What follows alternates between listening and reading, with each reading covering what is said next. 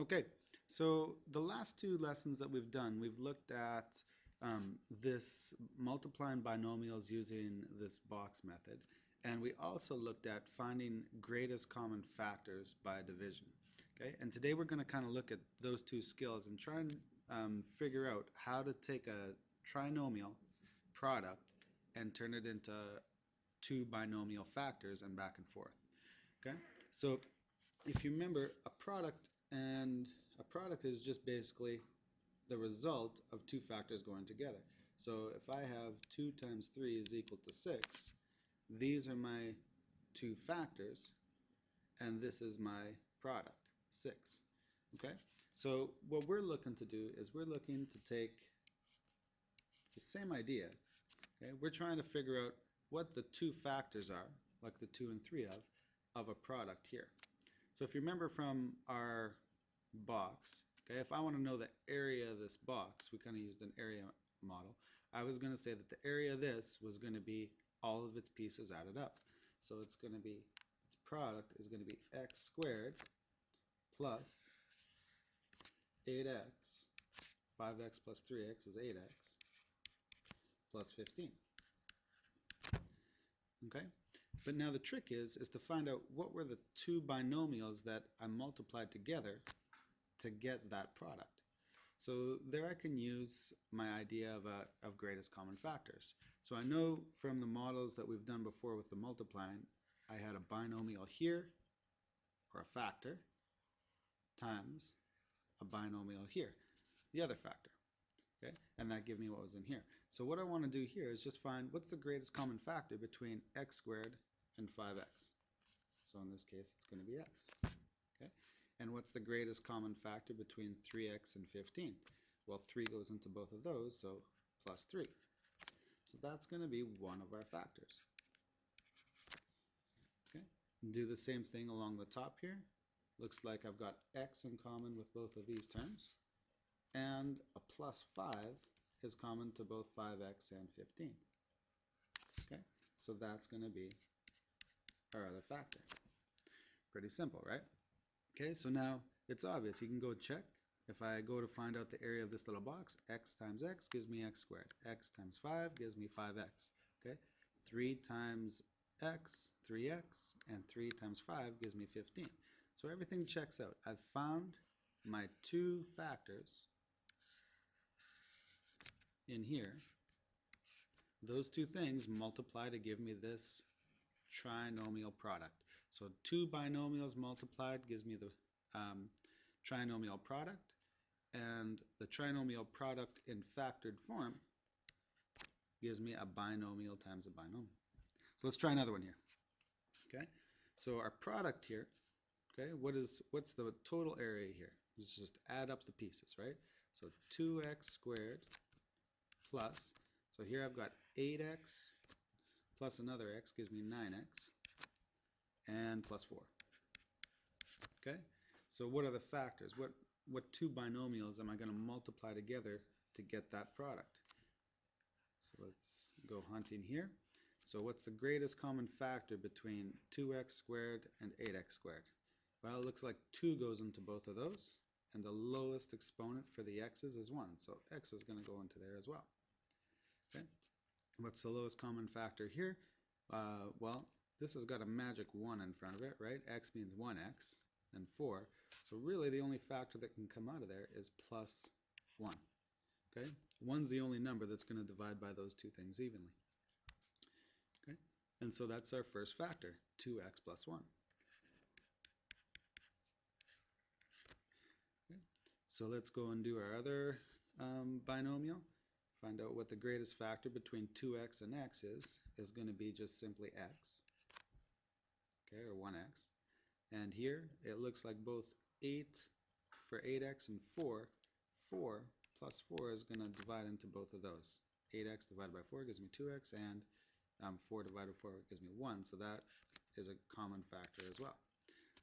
So here I've got x plus 4. So let's see if this worked out. Okay, 2x times x gives me 2x squared. X times 1 gives me 1x.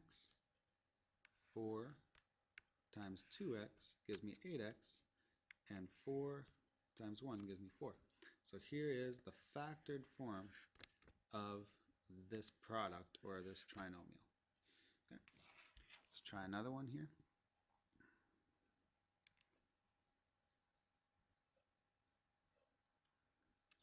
Okay, so this one's just numbers are getting a little bit bigger, so you have a little bit more challenging to find the factors, but the same process.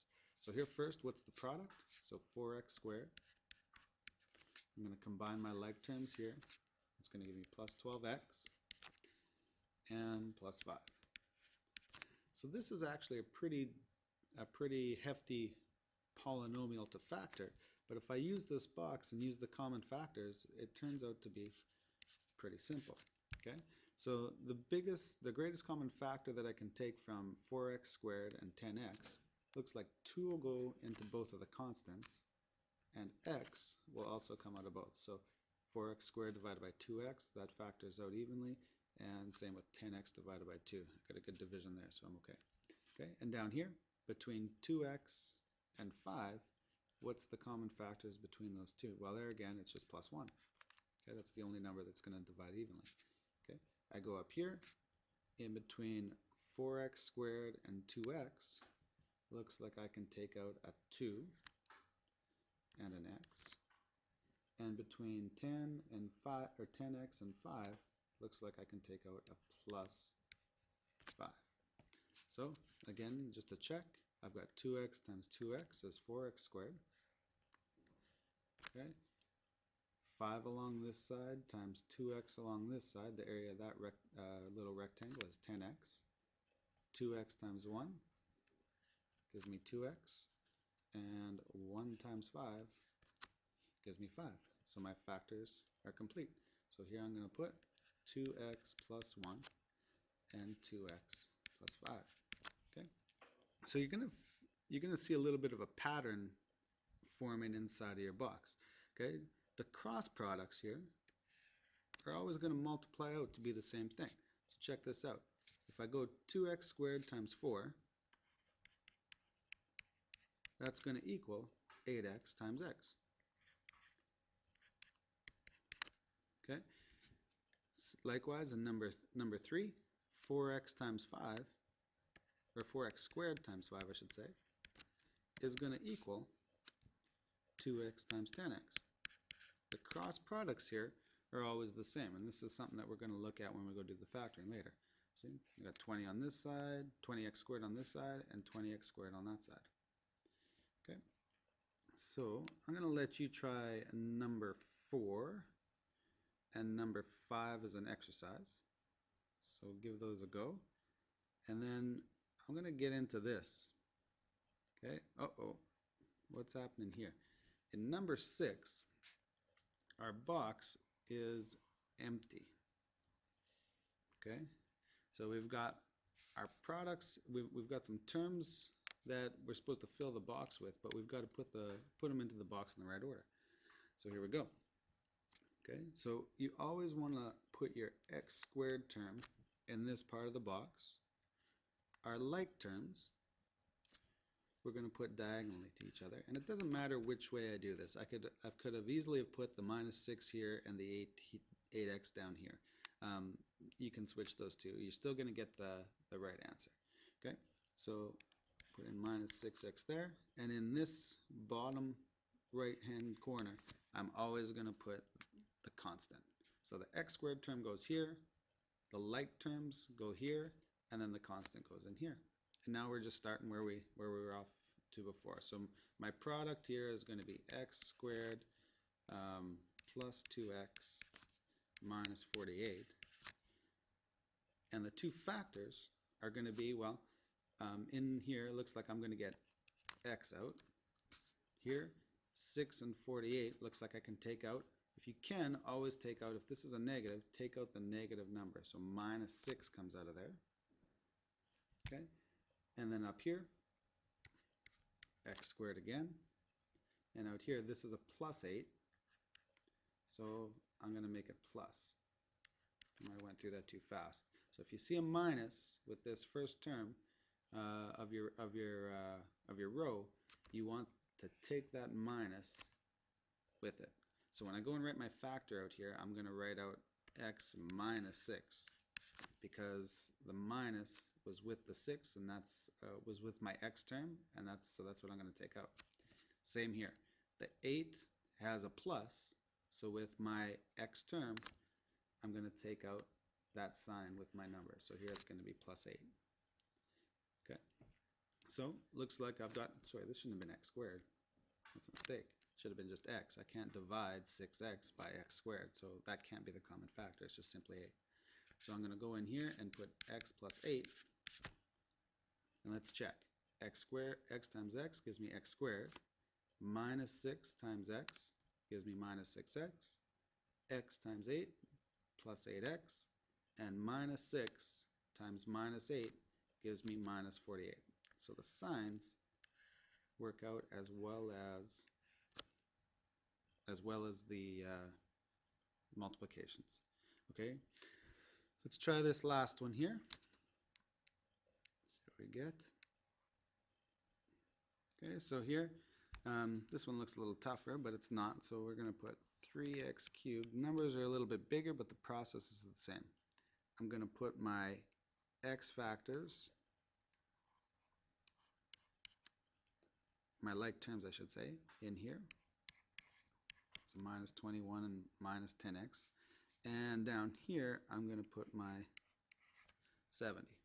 Okay, so my product is 3x squared minus, looks like I've got minus 31x there, and then plus 70.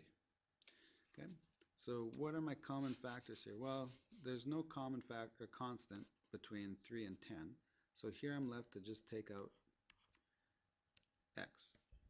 Okay, in between these, 21, negative 21 and 7, looks like 7 will go into both of those. Okay, but because I've got my negative sign with my x term, I'm going to take out a minus 7. Okay, this way, looks like I can take 3 out of both, so it's going to be plus 3, and an x, and then here, looks like I can take out minus 10, just minus 10, and that'll do it. Okay, so let's try and see if those factors work out. 3x minus 10 times x minus 7. So I got 3x squared. Looks good. Here I'm going to get minus 21. 3x times minus 7 gives me minus 21. Here minus 10 times x gives me minus 10x. And finally, minus 10 times minus 7 gives me plus 70. So my factoring works. So that's I think the only trick that we have to kind of concentrate on here, if it's a trick at all, is just that when you go to take your common factor out, it's really super important that you take the sign